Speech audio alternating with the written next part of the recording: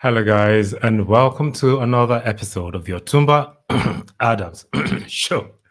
All right, you guys are welcome to the Otumba Adams Show, and today is another Saturday. Today being the 23rd day in the month of July 2022, and you guys, welcome to the show. My name is Adams Olufemi, and it is a rainy Saturday. And I'm happy to be here today, and I'm happy that finally I could use my laptop again to access this platform to be able to go live as compared to the last time. Unfortunately, I lost some of my items, some links on my Chrome browser and all that, but it is all good. How are you guys doing? How is life at your end? I hope you are well and the inflation in Nigeria is not killing you, because really it's wonderful. I wouldn't want to say something else. Anyway, on today's episode, I decided to go outside the norm, and I will be talking about why or reasons why you have to vote in the next general election. Now, if you are a Nigerian, this video is specifically for you. If you are not a Nigerian, you could probably learn from this, but this episode is for Nigerians and to encourage people to come out to vote in their masses. All right. Why do you need to vote? Number one reason that I have here is that it is your civic duty, it's your responsibility as a citizen of the country. You should vote. Everybody that is above the ages of 18 years should vote. It should be mandatory. If I had my way, right, I would have said that everyone that does not vote would not probably have access to certain things. But I know that people will say that but it's my choice. I should be able to vote. But really, voting goes a long way, which I would actually show along the line. But the first part is that it's your civic duty as a citizen. Once you are a citizen of that particular country, you're a citizen of Nigeria, you have to vote. 2023 is coming, and one of the things that I realized from the last election is that over half of the people that were meant to vote did not even vote, right? Just a little bit lower than half of the registered voters came out to vote, meaning that if more people had actually come out to vote, how am I going to put it? You would have been able to dictate how things go on the long run. But a lot of people felt that I don't have to vote, but please, let's come election, let's come to vote. All right, that's number one on the list. Number two is that your vote makes a difference. Now, this is one major thing that a lot of people, especially youths, have issues with. I don't know who came up with that lie that your vote does not count. Your vote does count. I would say it over and over and over again. Your vote counts. If you lie to yourself and tell yourself that hey, my vote does not count, and then you decide to stay at home, you chill, you relax, and then when the result comes out, you then be you see, I told you. Well, you told us, but you never did anything about it. You did not come out to vote. Your vote makes a difference. Try as much as possible to come out during election next year to vote, or probably if there's any general election in your state this year, please make sure you come out to vote. It is very, very important. I will cite an example over time that has actually voting has actually worked in the favor of the masses. I'll start with Ondo State, where I am, right? There was a time that the former governor of the state, Dr. Olusegun Mimiko, tried to enter through Labour Party, but there was an incumbent governor seated, and people came out to vote for him. They didn't want the incumbent governor. Now, even though it took a while for the Supreme Court to declare him as the winner, eventually he got that position, which goes to show that people actually voted, voted for him, and the people's vote counted. 2015, is it? No, I'm not sure it's 2015. Was it 2011? No, I think it was 2015 when our current president came into power, right? The incumbent president was there, and they overthrew him by winning the vote at the election. And lastly, the one that just happened in Osun State, if you're in Nigeria, the incumbent governor did not win. The opposing party won. It goes to show that your vote counts, and don't have this mentality that your vote does not count. Okay, that's number two. Number three is that Vote to protect yourself. Now, you have the right to choose who you want to vote for.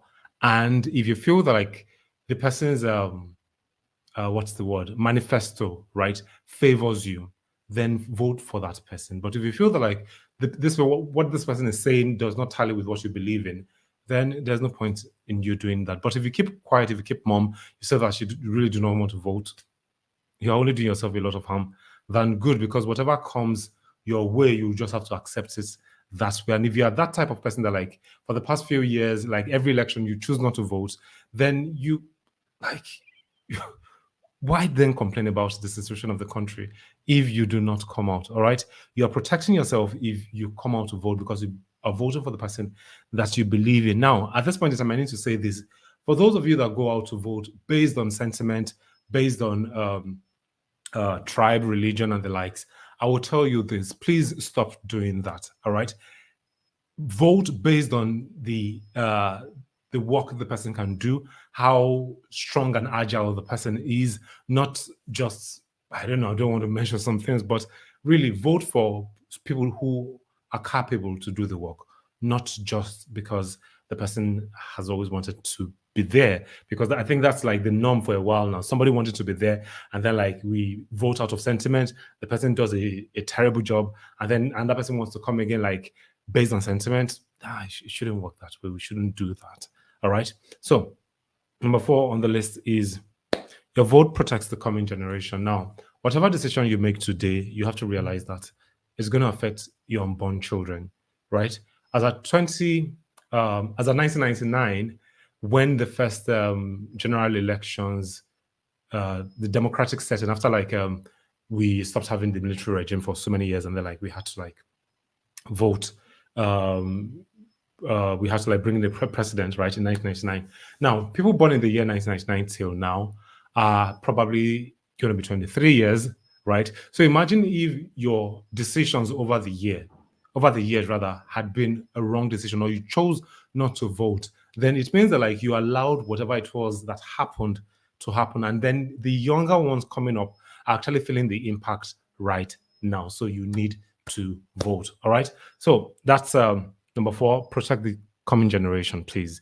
Then number 5 on the list is people share their lives so you can vote. Now, before Nigeria rather transitioned back into the democratic setting, we had people during the military era who shared their lives such that we could have democracy again. They fought for us to have democracy. Even before that time, before the 1960s, before Nigeria gained her independence, some people fought so that we could gain independence. So also, so many people have shared their lives, have laid their lives down for us to be able to have a better country. The least we can do to them, to honor them, is to come out to vote the right set of people into power. But when you fold your arms and you say, hey, I don't want to be a part of this, then you are only dishonoring them.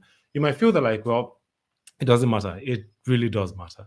Because no matter where you go to in any part of the world, you will still want to claim your country. You would still want to say that, like, I am a Niger person, I am a Nigerian. You would not claim any other country. Even if you get their citizenship, you would still want to say that, like, hey, my roots is this place and not the country that you got the new citizenship from. All right. So that's number 5. Number 6 is the winner will rule anyway. All right. So whether you vote or not, realize this thing: the person that is going to win would rule eventually, and the person would stay for the next 4 years. So why don't you just make up your mind that, like, I am going to make a stand. I am going to vote. I'm going to vote my conscience. I would not collect bribe. I will not be bribed. Right. I'll vote based on the fact that, like, I know that this person is capable to do the job. All right. Just come out to vote. Okay, it is really, really necessary. Number 7, I think that's the penultimate number, is not everyone can leave the country. And this is the part that, like, I'm really going to like dwell upon a bit, because I hear a lot of youth say this, that like, well, I will try my best to leave the country. I would go and study abroad, and from there I will try to like have a better life. Yes, everybody wants that. Trust me, if I had that opportunity, I most likely would leave. But not everybody would have the opportunity to leave the country. Not everybody would have the opportunity to experience what others are experiencing in other parts of the world. Now, that doesn't say that like other parts of the world are way better. Yes, I know that there are some countries that are better, but not everybody has that capability to leave. Not everybody has that finance to leave. So if you're in that shoe and then you realize that like, hey, I wouldn't be leaving this country anytime soon, then why don't you come out to vote for someone who can make the country better? People are saying that like it cannot be fixed overnight. Yes, it cannot be fixed overnight, but you can still get someone that can actually steer the affairs of the country in the right direction and make it better for you to have a better life. All right. Not everybody will be able to leave this country. You really have to know that. And if you are here and you do not vote, then you are just allowing things to just happen to you. So please do not really complain if you decide not to vote. Number 8, which is the last point, is people will die unnecessarily if you don't vote. Now, this part here is true, very, very true.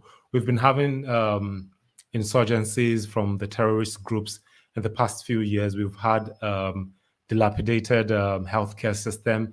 We've had poor education. Now, all these things have affected a lot of people, and some directly or indirectly have died due to that cause.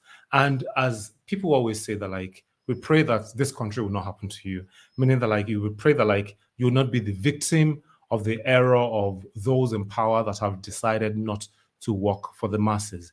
So the only way you can actually change that is by you coming out to vote, making sure that like you take a bold step, change the narrative that like your vote does not count, and come out to vote. One of the things I ever told people is that like during the elections, make sure that like you are there, you monitor. We have technology these days. Everybody can monitor what is happening. Everybody can record what is happening. If you realize that like the information that has been sent is wrong, you can easily call it back to order, because you could have recorded the counting process on your phone and then show proof that like, hey, this is not what these people did. We are youths. We are in the information age. We can actually make a difference. And I want to believe that like with these points that I've listed, you would be encouraged to want to vote, because remember, not everybody would be able to leave this country. Not everybody will be able to go to another country to live a better life. We are still here. As long as we are here, let's come out to vote, because our vote does make a difference. My name remains Adams Lofemi Olajide, and if you are watching from Facebook, YouTube, please like and subscribe to the channel, and it would really mean a lot to me. It's been a pleasure being here. It's still raining right now, and I would like to go and do something else. From me to you guys, have a great weekend. Bye-bye.